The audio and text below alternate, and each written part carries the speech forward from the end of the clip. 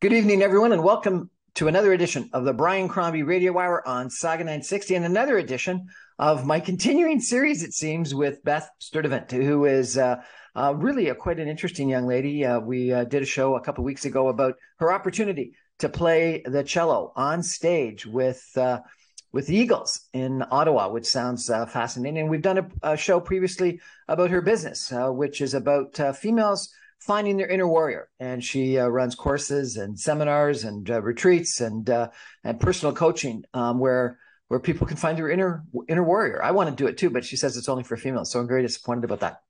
But last week, she posted a very poignant post about her still being single, and that lots of people question, why is she still single? And so I thought it'd be kind of interesting to check in, because so many people seem to think that, you've got to be in a couple, you've got to be in a relationship, you got to be married, you got to have a family. And I know you've got children, and you were married, but today you choose to be single. Beth, welcome to the show. Hi, Brian. Thanks for having me back. I'm really looking forward to talking about this. It's one of my favorite topics to work with. So. Why? Why is it a favorite topic? Because it's everything. I mean, this is the greatest tale that ever was. This is the love, the struggle between love and fear. I mean, it is literally, if you could go back in the biblical sense, the fallen angel and archangels, and like it's the story of humanity throughout our entire existence. So decide whether you want to be with someone or not. Even further than that, what is love? Why do we feel like we have to have a partner in order to feel love?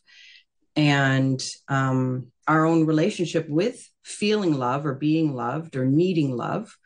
But then I always say that's the quest for the Holy Grail, is that love within.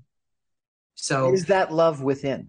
Is that love within? And so when you unpack everything that's happened to us, and you go back to the womb, or when we're in our early childhood, and we kind of start to develop that relationship with what love means, you start to understand why we have such incredibly unhealthy attachments or understandings of love. So there's something that happens in our childhood in the womb that creates a situation where we want to have unhealthy attachments. Absolutely. Really? Absolutely. Yeah. What? Let's take a step back and share with everyone, if you're interested and willing, your post, because I thought it was beautifully written. I didn't agree with all of it, but that's one of the reasons why I wanted to chat with you about it. But I wanted to explore it. And so would you mind reading the post? Because I think that would really set the scene for the balance of our conversation very well. Absolutely. One of the most common questions I've been asked is, how can someone like you be single for so long? 12 years ago, after I left New York City and my fiance, and I started my life as a full-time single mother, I felt the itch to date, to go searching for someone, the need to fill a void and consume love from others because I didn't feel it truthfully for myself. Therein lies the paradox, the juxtaposition of seeking externally to feel loved internally. And because I was such an independent person with a compass dial set so strongly in my heart and soul, it was impossible for me to accept just anyone, not because they weren't worthy or enough, but because I wasn't enough for myself and they weren't enough for themselves. And so we could never be enough for each other to stay together cohesively in a sustainable, healthy, and mutually loving way. When we force ourselves into situations that aren't grounded and rooted in real love for self and others, we enter into the no man's land of projections, resentment, distractions, and obligations. We get stuck. We get stuck in mortgages, in bills, in contracts, in activities, in expectations, in tenures, in false securities, in. When I was actively seeking, doing what I thought I needed to do to find and keep love, I read books like Calling in the One and The 5 Languages of Love. I made checklists of what I thought my perfect partner would be, and I took part in workshops that claimed to help me manifest real love. But the truth is, my friend, when you turn that attention, that devotion, that external motivation internally to find the love within, you start to understand and feel that real love has no checklists. When you truly love yourself and others in the most purest and truest sense of the emotion and the action of love, there are no to-dos, no becauses. There is no need. You just are and feel love. So when people ask me how I could stay single for so long, I ask them why they can't. Usually this opens up a long list of whys and why nots, which when whittled down even further gets to the root of people not loving themselves wholeheartedly, of being afraid to be alone, of needing someone to make them feel loved. But when we get to that place within ourselves, that's where harmony happens. When we get to that place within ourselves, that's where harmony happens. That's when we stop consuming things around us to fill the void. That's when we know and feel our own power. That's when we feel loved and stop.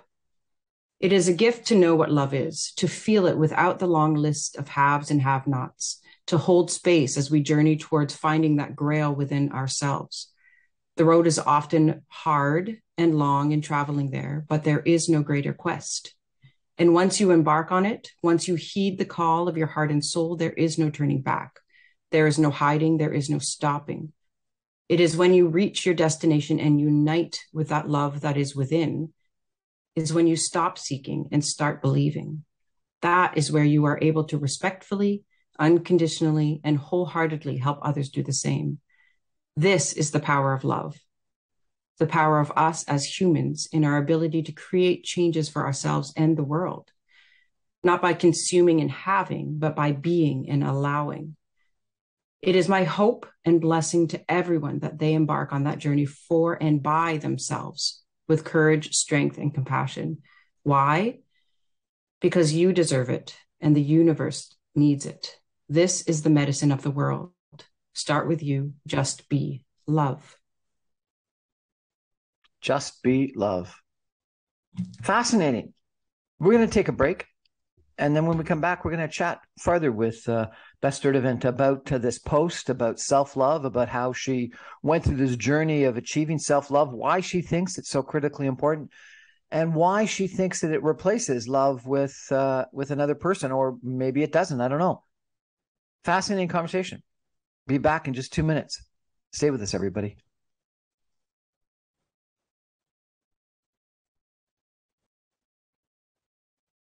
Welcome back, everyone, to the Brian Crombie Radio Hour on Saga Night 60. We're chatting tonight with Beth Sturdevant, who is really quite an accomplished young lady. She runs a organization, a coaching business that teaches females to find their inner warrior through workshops and coaching and retreats and writings and things like that. She is a professional performer with the cello. And I did an interview a week or two ago with her when she told us about the incredible pleasure of performing on stage with the Eagles. And she's got really quite an interesting personal story that she shared a little bit with us. And because of that, she's come to the realization that self-love is really important. You know, Beth, I want to explore some of your concepts a little bit, if I could. I had someone give me an analogy once, which really isn't your self-love analogy, but it's something about your consume or need love from other people. And it was of a rose in the garden.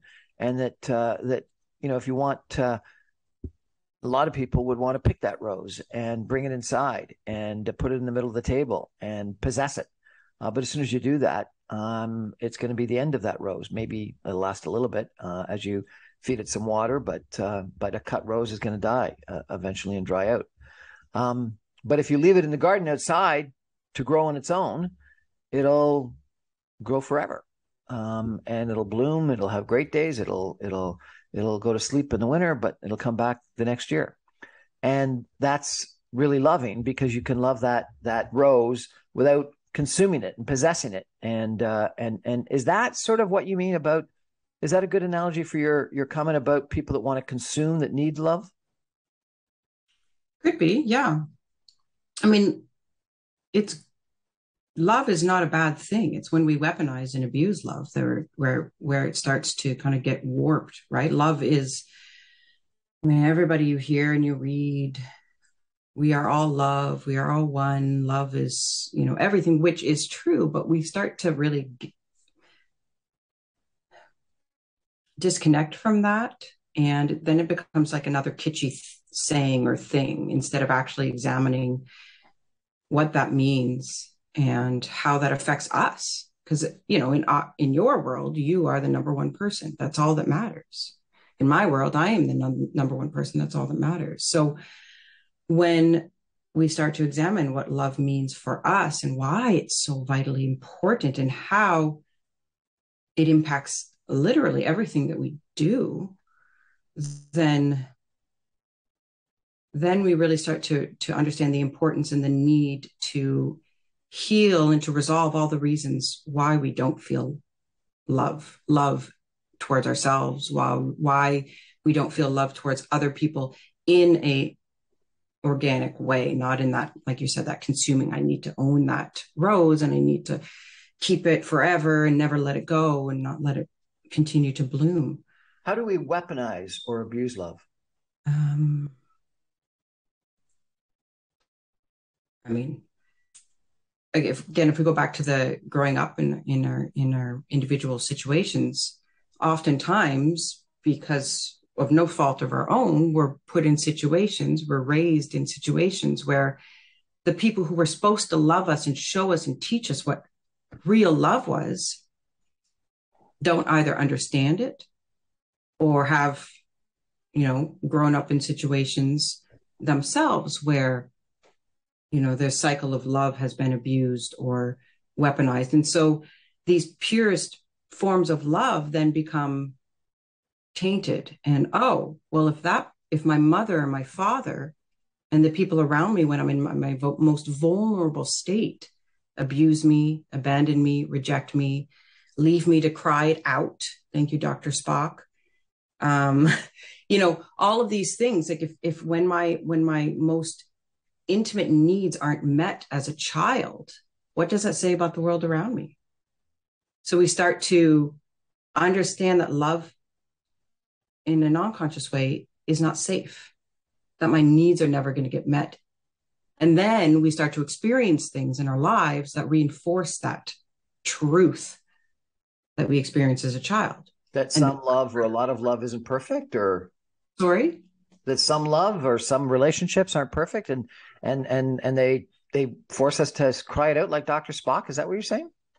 Well, I mean, I think it's all individual cases, but for in my case, you might have a need or you might express yourself in a way and then somebody shuts that down, or you might have an attraction to somebody and they might not have the attraction to you, which is fine, normal, and means nothing about you as a person, but you might interpret it as, oh, I'm not worthy.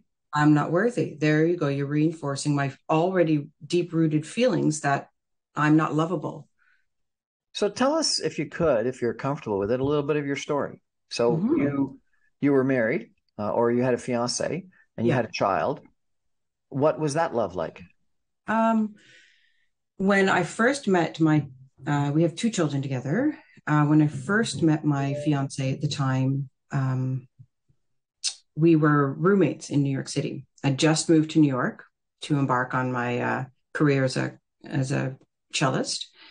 And he was and is a very talented fashion photographer.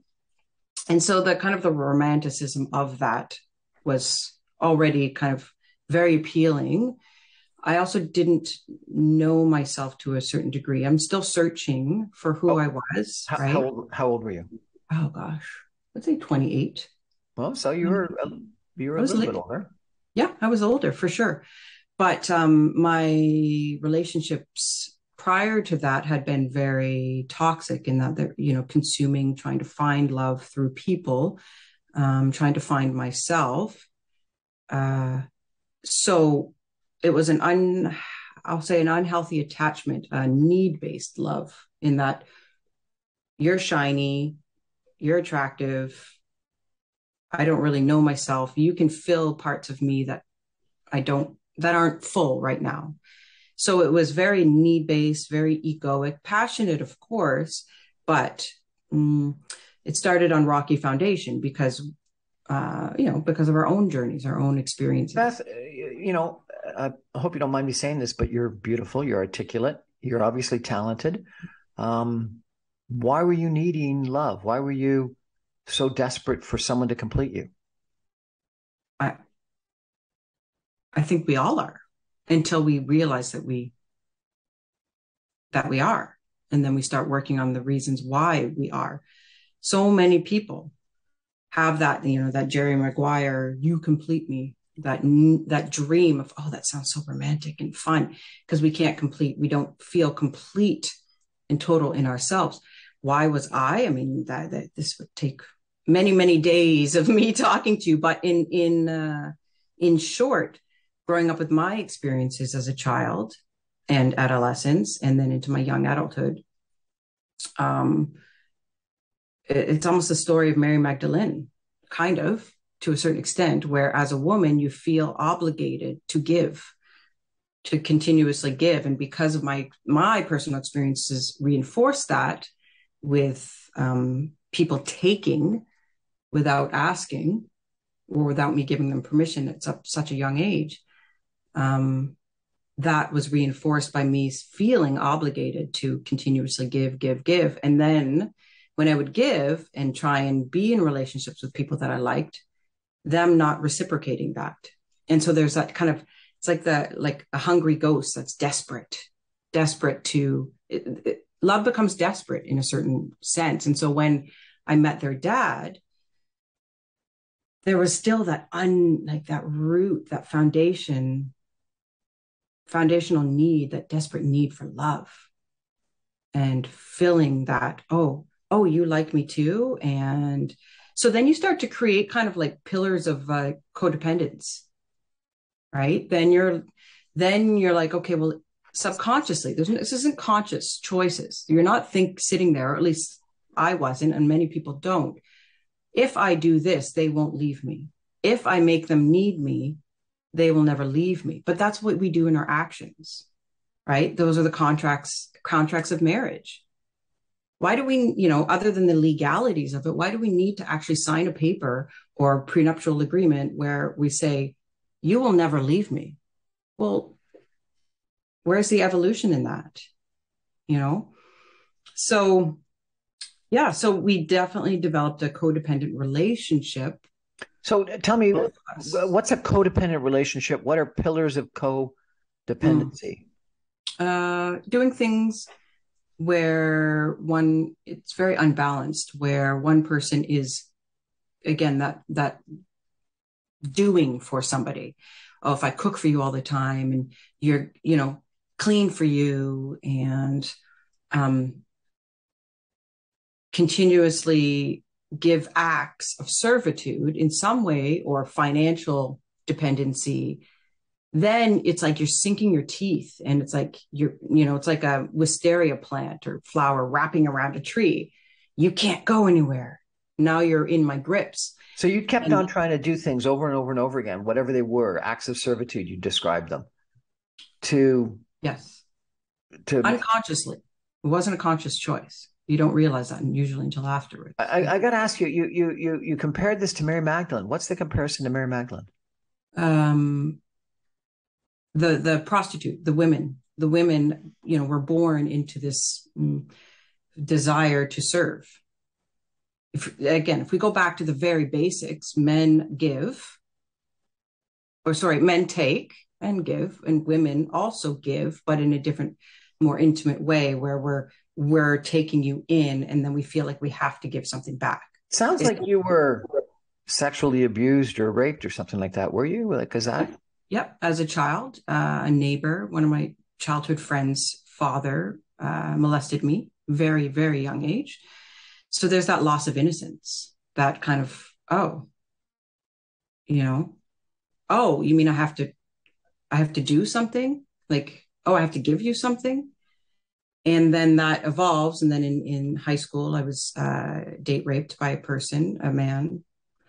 And then in actually New York City, when I first moved there, I'd gone out, and that's when I started to abuse alcohol. Oh, no, I was abusing alcohol before then.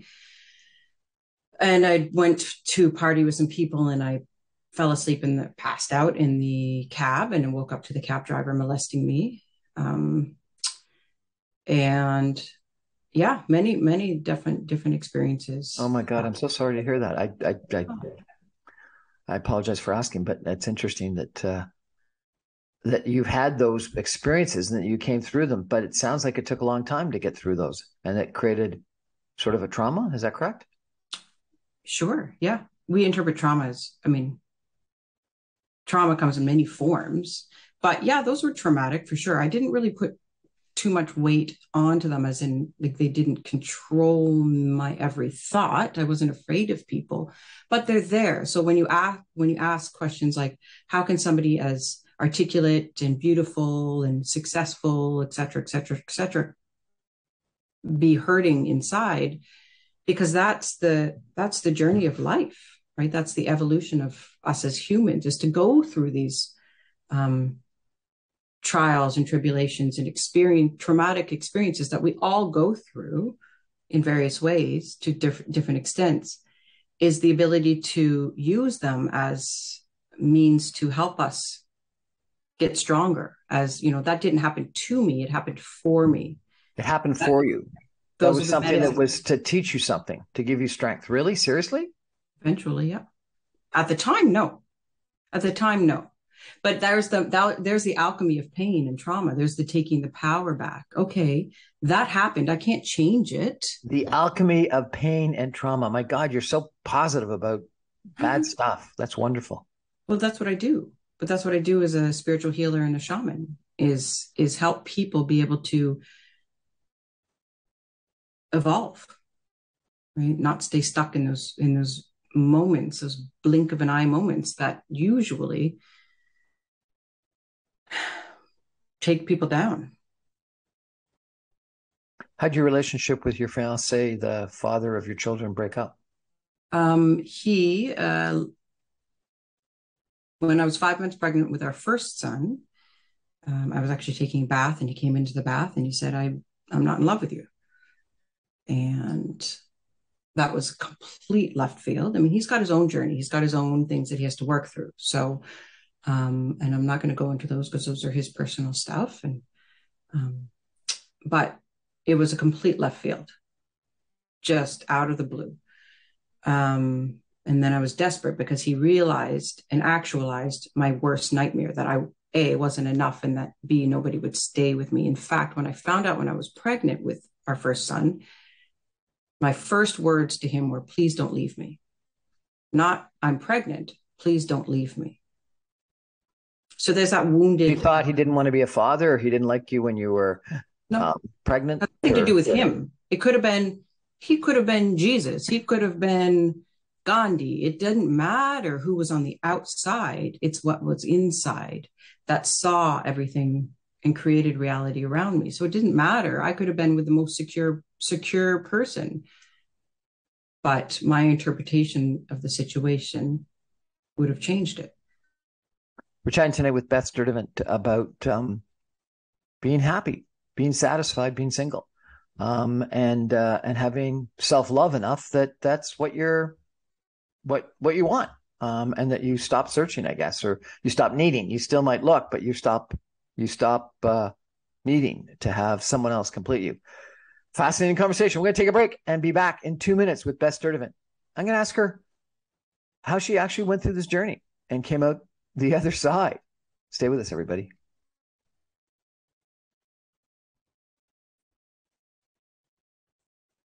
Welcome back, everyone, to the Brian Crombie Radio Hour on Saga 960. Tonight's topic is love and self-love, and whether you need to be in a relationship and married to feel satisfied and complete and happy in life, or whether you can remain single. And Beth Sturdevant, a friend of mine who I've interviewed a few times previously, a very accomplished celloist, a spiritual healer and shaman, a coach, has recently written a really impactful post that I read and I wanted to speak with her about in regards to really being happy, being single, and having self-love and not needing love from another person to complete you. Beth, let's talk a little bit about the process of looking for love. So you say you read books, you went on retreats, you made up a list, you wanted to manifest love.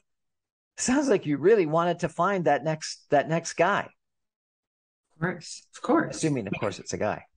Yeah, for me, it's a guy. Yeah, absolutely. I mean, when it gets taken from you, if you think of toxic love or unhealthy love, I don't like to use the word toxic, but unhealthy attachment to love, it's like a drug. More of it? Sorry? You want more? You get addicted to love? Oh gosh, yeah. Really? Of course, yeah. Because even when it's bad. Yes. Well, yes, absolutely. That's a great point. Especially when it's bad, because that's your experience with it. And so when we experience love as being abusive or unhealthy, subconsciously, again, we're on this quest for love. That is the eternal story of everybody. So you're all on this quest for nobody. You think we're all looking for love? That's the quest. We're all looking for love. That is the medicine that will heal us. That is the medicine that will unite the world. That is everything. But that's not to say we'll ever reach it individually or universally. As a society or globally. But that is the quest. And it is the medicine. So when you grow up with that being abusive, you're still looking for it. It just isn't in healthy. Okay. So expand a little bit. Tell us a little bit about, how did you come up? Like, what was this checklist? How did you manifest it? What were some of these things you did? Again, reading books, because you're desperate. You're trying to find answers. Why didn't that work? What's wrong with me? Why am I not enough? Why couldn't I keep them? Why couldn't they love me? Right? So you go searching. You couldn't cook. Is that the answer? I couldn't cook? Yeah. Oh, I was a great cook. I loved cooking because that was interestingly enough, I don't like cooking now. Now that I've really united with myself, I can cook, but I don't enjoy it. Whereas before it was almost like I felt like I had to, because it was one of those things that I could do to subconsciously make them need me, right? So tell us a little bit about the list. What was the list? Yeah, you hear some people, they make a list and manifesting. Everyone likes to talk about manifesting, and there's many books and movies, written documentaries about the power of manifesting. And the truth of the matter is we manifest all the time. We're always, everything that's around you, Brian, right now, including relationships, your home, your finances, your health, you have manifested. You've created even the bad stuff, because 90 to 95% of our consciousness is subconscious, right? We don't see it. It's the part of the iceberg that you can't see. And that's the radio signals. That's the stuff that's manifesting. So when we're trying to manifest, create lists of, I want my partner to be attractive, healthy, kind, successful, passionate, all these wonderful altruistic things, that's 5% of our consciousness. Well, the 95% of that abused animal that experiences things that make us feel unlovable, that's the part that's actually doing the work and manifesting, calling in the reinforcements of, oh God, there we go again. Why am I here again? Why is it the same person coming in, just in a different body? So did you find that you were dating or having relationships with similar types of guys with the similar personality traits? No, because whomever was in front of me, it's me that's creating. I was the kind of person that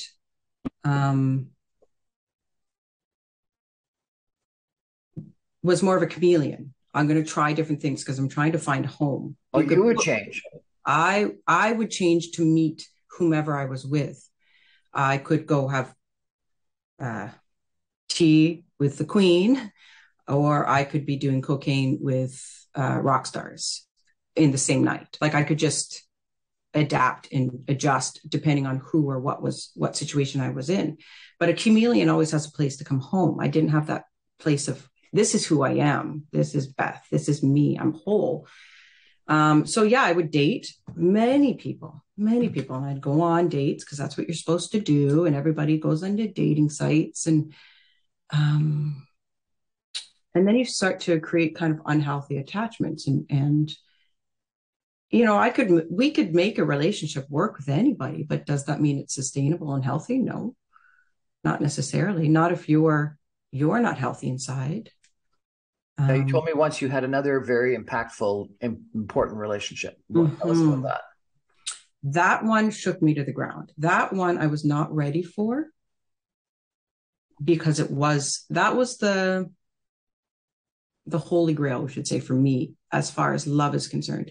That one taught me what love is. Not because he was anything, not because he himself taught me it, but because I felt it inside. It was the wholeness of that love and that connection that I've been searching for my entire life. So there was no stopping it. The way we came together was extremely unusual, but you couldn't stop it. So it's almost like two magnets like coming together. But the problem is I wasn't healthy. He wasn't healthy. The situation to like the rose, the situation to foster and grow that garden wasn't healthy. And so it couldn't sustain itself. But now that I know that kind of love exists in its purest, truest form, where there are no checklists, where it wasn't like, if you were to ask me, why did you love him? I honestly couldn't tell you there was anything spectacularly different than anybody else. You just did. I just did. I just did, to my soul's most fullest capacity. Okay, so let's talk about how you got through to the stage where you have this self-love. What was the process? How did you get off this treadmill of dating and looking and manifesting and listing and all this kind of stuff and decide, I'm happy with me? Well, I had to lose that love, to really realize and see that I was not healthy. Because even though I loved him in the most purest, truest form, all of that stuff that was still that I'd experienced in the past, all of the reasons why, you know, the unhealthy attachments and the codependence and all those stuff, it's like sweeping it in the closet. They're still there. Whether or not you want to acknowledge it, they're still going to come out, because that 95% of your subconscious mind is still unhealthy. So they would seep out, and they would start to cause me to react or change, even in that container of pure love. And so it was the result of losing this person that made me finally see that I had to do the work, finally see that I was not well. And so I went on, that's when I really embarked on the quest.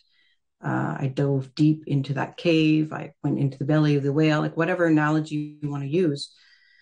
I went on that quest to love myself. And it wasn't like I thought I need to love myself. It's just, how do you know if you don't love yourself? Well, look at the way you act.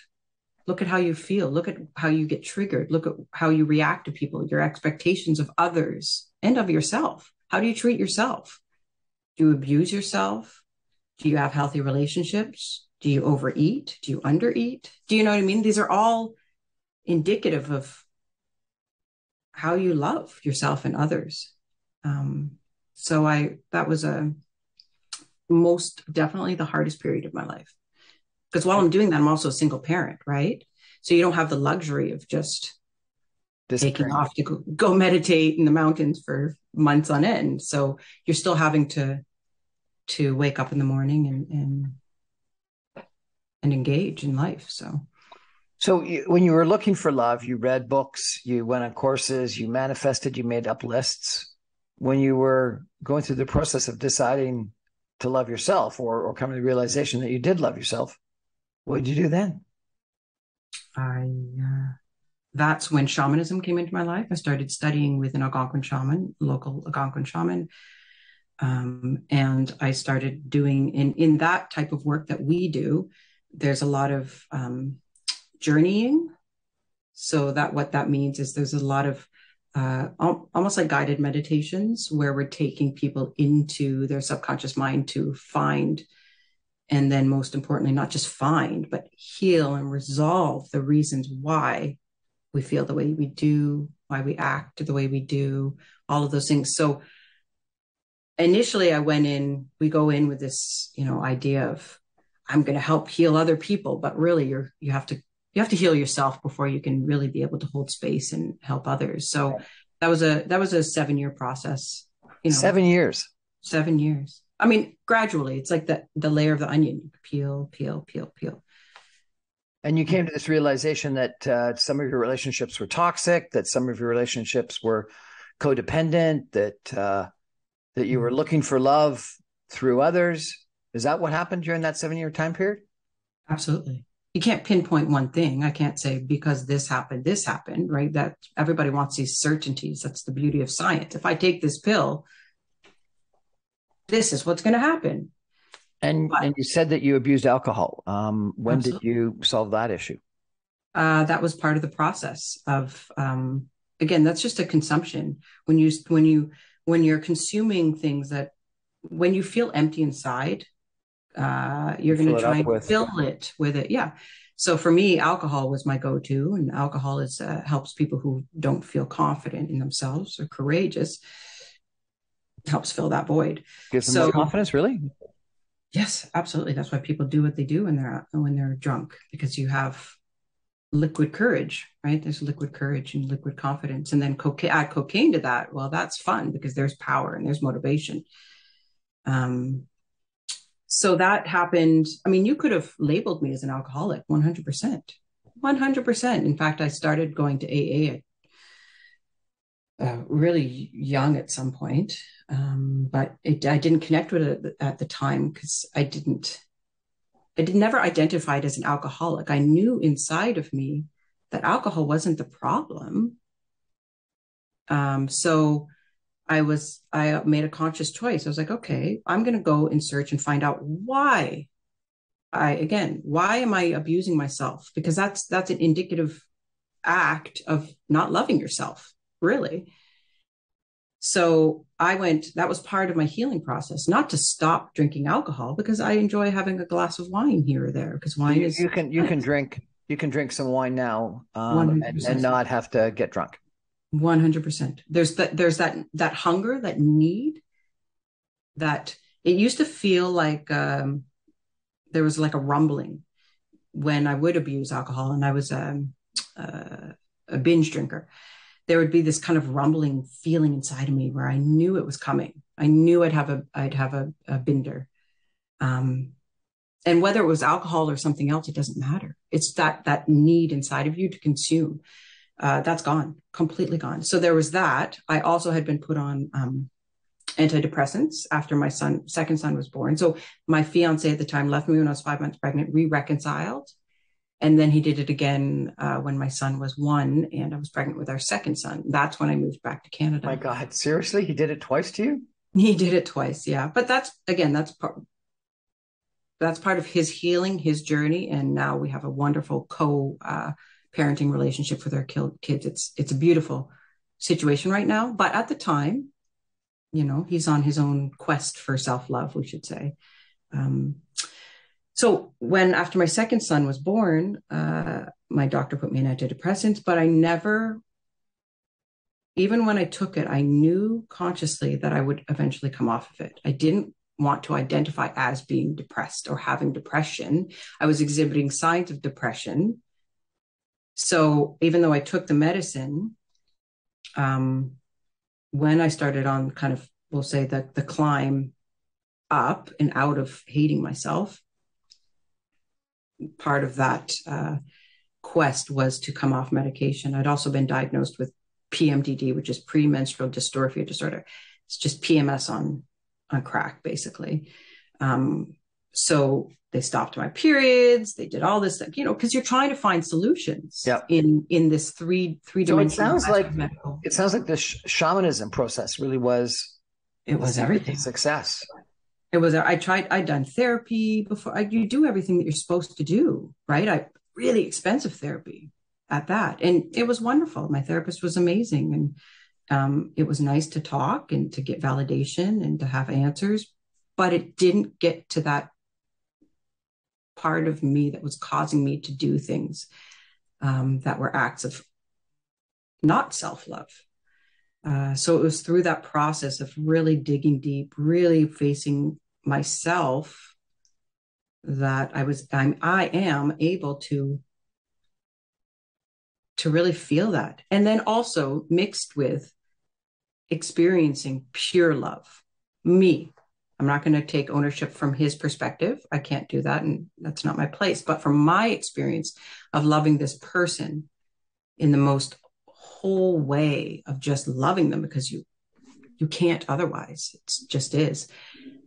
Knowing what that feels like and then transferring that to myself and loving myself just because I love myself, not because I do this or I'm healthy or I'm skinny, just because you love yourself. That's the truest fashion and version of love.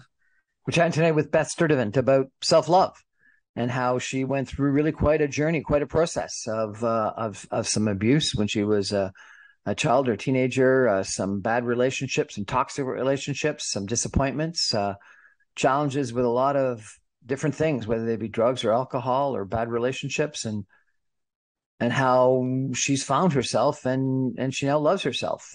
And as she said, not because she's thin or beautiful, but because she just loves herself. What a fascinating story. I'm going to take a final break and come back. I'm going to ask Beth how the rest of us should be thinking about this and potentially going through a similar process if we need to. Stay with us, everybody.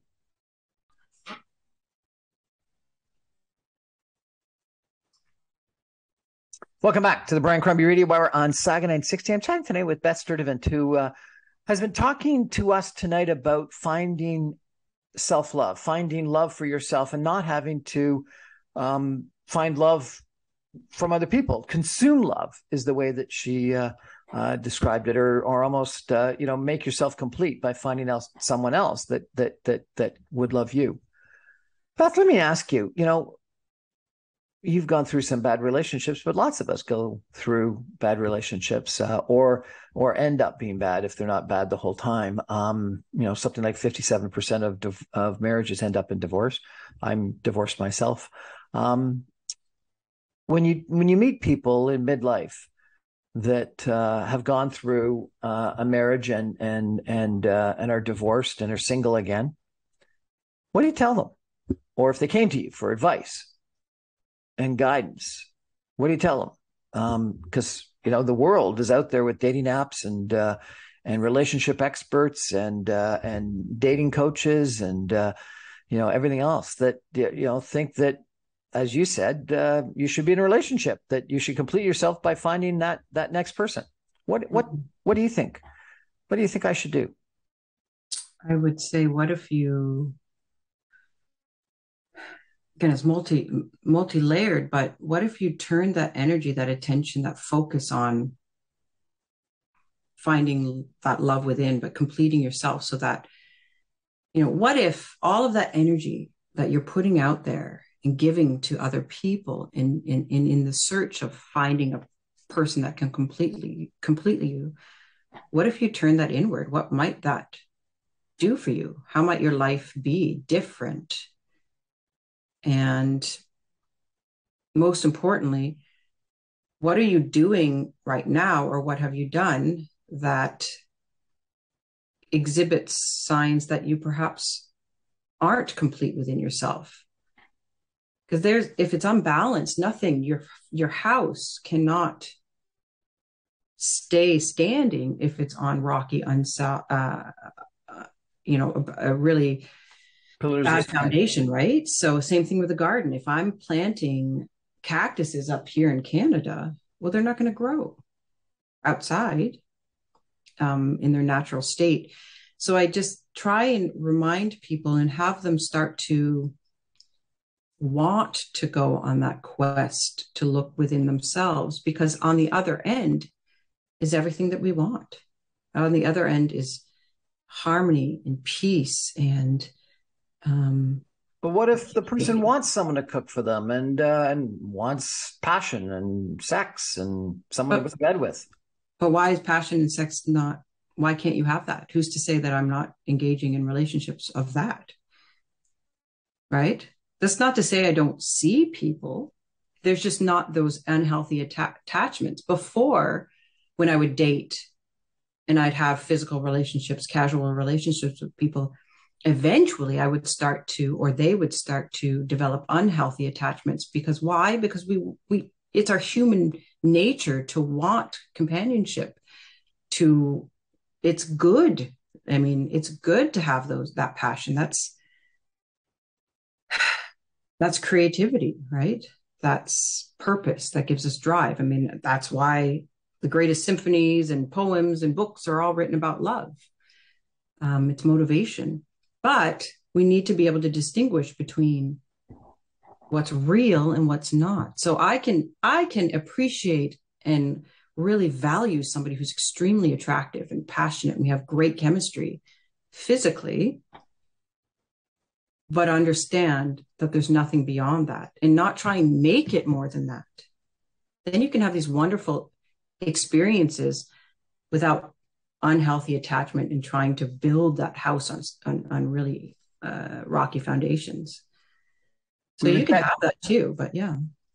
We've been chatting tonight with Beth Sturdevant about love and about self-love and about relationships and how she's gone through this process of finding love in herself and not having to complete herself with someone else. I want to read again, if I could, just one of the paragraphs that really spoke to me from her post. The truth is, my friend, when you turn that attention, that devotion, that external motivation internally to find the love within, you start to understand and feel that real love has no checklists. When you truly love yourself and others in the most purest and truest sense of the emotion and the action of love, there are no to-dos or becauses. There is no need. There just are and feel love. Beth Sturdevant, thank you so much for joining us and telling us a little bit about your journey and about the journey that we all probably need to go through, which is to find completeness and happiness within ourselves. Thank you, Brian. Always a pleasure. That's our show for tonight. I remind you, I'm on every Monday through Friday at 6 o'clock on 960 AM. You can stream me online, even from Ottawa, at www.saga960am.ca. Good night, everybody, and I hope all of you can find love for yourself. Good night.